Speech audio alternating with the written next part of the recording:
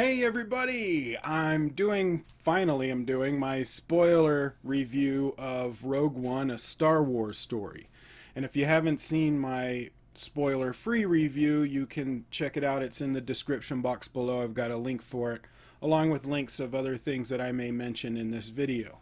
If you saw my spoiler-free review, you can tell I did like it, and I gave it a 9 out of 10. But after thinking about it for a while, I do want to amend that to about an 8.5. And I'm going to be changing the way I grade movies, or what my rating would be. I think a number out of 10 just isn't that great. It doesn't really give you a good idea of how well I liked it. I much prefer doing the letter system, A, B, C, D, and F, and then having plus and minus in there. I think it gives a much better idea of how I feel about the film instead of just a number. So for this one, I would give it an A minus. Now, in the beginning, the movie was very choppy. It moved from planet to planet very quickly. It moved really fast, and I think it lost a lot of people unless you're a huge fan of Star Wars. For those of us that know a lot about Star Wars, we knew what these planets were. We knew that Yavin 4 was where the rebel base was. We knew some of these locations, whether it be from the TV shows or the books or the comics, everything else. For the most part, we understood where we were pretty quickly. But I think the average viewer just saw a blur of planets and then had no idea what was going on really. Just that we're on a planet, but they didn't understand the importance of that planet. So I think if they had slowed down, maybe had another scene or two on each planet, kind of give us a little bit more time to ground ourselves there, then it would have had more impact. I think after our jumping from planet to planet in the beginning, we got a much better pacing for the rest of the film. So once they grabbed us, they kept us through the whole thing. It didn't feel like there were any moments that I was like, okay, just move on. It kept us engaged, and I enjoyed the pacing after that. However, I don't think the characters were very well developed. They were there, they were okay, we liked them, but we weren't emotionally invested in them, so that when they did die at the end of the movie, we weren't overly traumatized. They were kind of almost throwaway characters for the story. However, we did like them in what we got. So it's kind of a toss-up. Like, do you want to become hugely emotionally involved in the characters? You know that they're going to die, or at least you suspect it, since they say just about everybody dies, or a lot of people died getting these plans. So I don't know, it's a toss-up. It's like, do you want a lot of emotional involvement? I would have liked more, just so that it had a larger impact on the sacrifice that the characters made from a film standpoint. However, you're going to have a lot of people that want to know a lot more about the characters. I don't know. I would like more characterization. I would like to care about the characters a lot more than I did.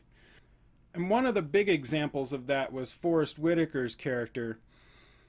Saw was introduced in the Clone Wars, and those of us that saw that kind of knew who he was and knew his importance to the entire overall story. But the average viewer had no idea. They didn't really explain it much. They gave like one line, and then he was there, and then he wasn't. So you didn't really care that he died. You didn't really care that he was there. You could have cut out his entire sequence, and it wouldn't have any effect on the movie. But it was cool to see that character as in real life. For those of us that knew the character, it's more of a fan servicey thing than anything, though. My favorite characters were K2SO and Donnie Yen, and his I loved that character, Donnie Yen's character. But I just like Donnie Yen in general, so I think I'm a little biased on that. I like Donnie Yen more than his character, I think. I'm just a fan. All the actors did a great job acting with their characters. They weren't overacting. They might have been underacting a little bit from time to time. But again, I think that was to try and keep it so that we didn't get too emotionally involved in the character. But I think we should have. We should have had more emotional development with those characters. Now, one of the things I really liked about the story for Rogue One is that we got a darker side. We got to see a darker side to the rebellion, that everything wasn't pretty and flowers and we're always good, that some of the dirty work had to be done, and we had characters that did the dirty work. And I really enjoyed that, and you needed to have that in a movie that's about stealing the plans. Like, it's not like they can just walk in there and say, hey, can we have the plans, please? You know, they have to take it, and things are going to get crazy. There's going to be a war. So you've got to have someone that's willing to get down and do the stuff that is hush hush that no one wants to know about to get the job done. And in that same tone, the film looked darker as well. You got to see it from the point of view of the mechanic, or the guy that puts fuel in the X-wings. Like, you really felt like you were a guy on the ground looking at the generals and the princesses and the Sith do all of their thing. Since the core 9 movies are all about them from their point of view, this really feels like you're the little guy that's just involved in this entire situation, and you're seeing what they are doing to everything else. So I did like that point of view in the movie. I thought it was a great way of showcasing it, and you got more of a grittier feel. Now, Gareth Edwards, I liked his directing. I like his eye. Some of the characters fall on the wayside just like they did in Godzilla, but I love the way he films scale. He really gives a great visual context of how far something is or how big something is in comparison. Like when you're on the ground and you see the AT-ATs coming at them, you can really feel the size of those AT-ATs. Or when she's on top of the spire looking down, you can feel how high up in the air you are. I love that how he was able to do that, and I'm kind of excited to see what he does in future movies, but I would like his storytelling to come up a bit. There were a lot of reshoots done for this movie, and that's not unusual. Almost every movie has reshoots, especially big movies like this. So I wasn't too alarmed. I mean, you hear about it with every movie that comes out. Oh my gosh, they're doing all these reshoots. The movie sucks and they have to try and make it better. That's not really what they're doing. However, this movie had a totally different ending. And you could tell that the reshoots changed the entire ending. Now, comicbook.com, there's a link to their video down below. It's a short video. But it talks about the differences between the trailer and the film. And there's a lot of things that are in the trailer that weren't in the film, which is somewhat normal. But the stuff in the trailer changes the ending. You can almost see an entire alternate ending in the trailers. So go check that out because it's a great video. And I hope they put the original ending in the Blu-ray. I would love to see what it would have been before they did all of the reshoots to change the ending. So please, please, please, Gareth Edwards and Disney and Kathleen Kennedy, put the alternate ending in the Blu-ray. I would love to see what it would be. It's not going to change my opinion of the movie. I'm just curious. I'm really just curious. Now, Darth Vader was awesome. I could watch his scene over and over and over again. That was incredible. Loved it. The first thing that popped in my eye was his neck. I couldn't see the chain that was holding his cape. In the older movies, the chain was higher up. It was over the neck piece for some of it, or you could see it around here. And I don't know, it looked weird. I'd have to watch it over and over again for me to really pinpoint what it was. But it looked odd to me when I saw the movie. And the other thing is his legs. When they showed a full body shot of him, his legs looked skinny. Is really the only thing I can think of how to explain it. He didn't look as filled out as he did in the original movies. But it wasn't too distracting. It was still Darth Vader and he was cool, but I don't know, it struck my eye. One of the things we do have to talk about are all of the characters that came back using CGI or original footage. Now we had the Tarkin and Princess Leia, and then you had red and gold leaders, And they also took some of the original footage of other X-Wing pilots and put them in the movie. And I thought that looked great. And that was awesome because you got more of a personal feel, which the movie was doing all along, where you're supposed to feel like you're a part of the battle. And knowing your pilots does that. But I liked seeing my original Gold Wing or Gold Leaders and Red Leader. Now, Tarkin and Leia, they looked off. I mean, they are CG face replacements.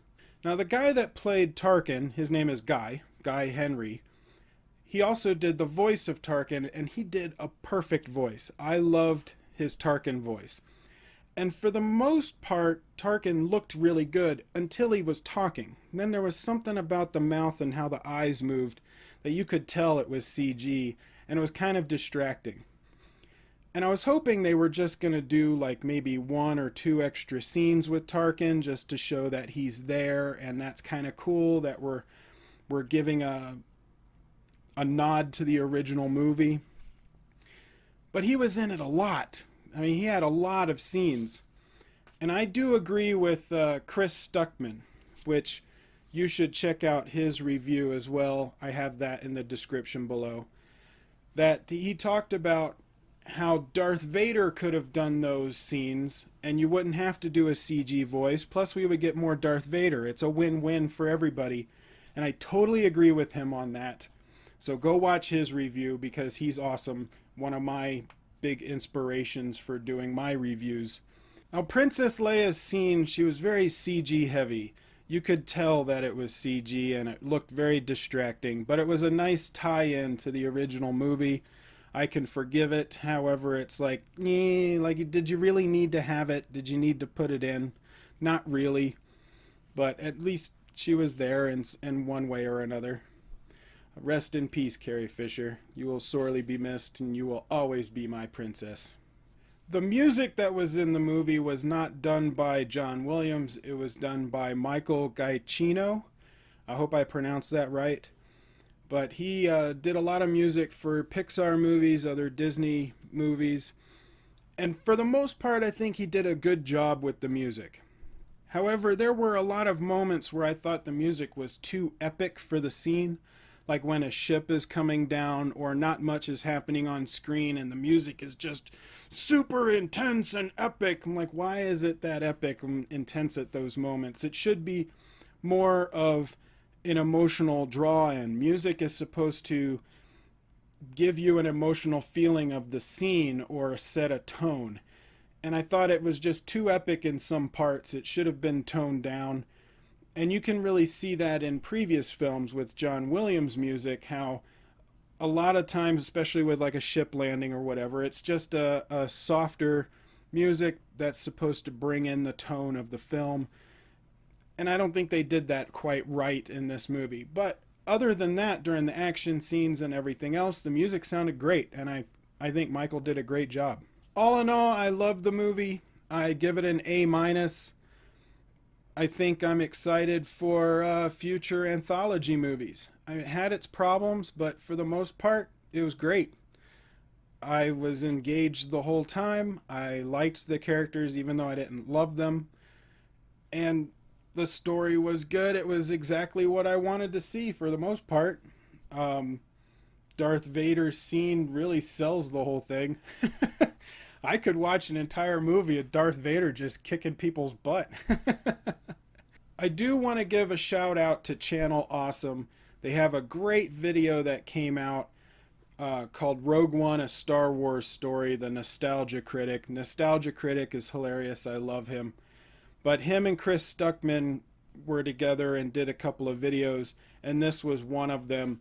And they talk about Rogue One. They reenact a lot of stuff. It's hilarious. You should check it out. I have a link to that in the description box below as well.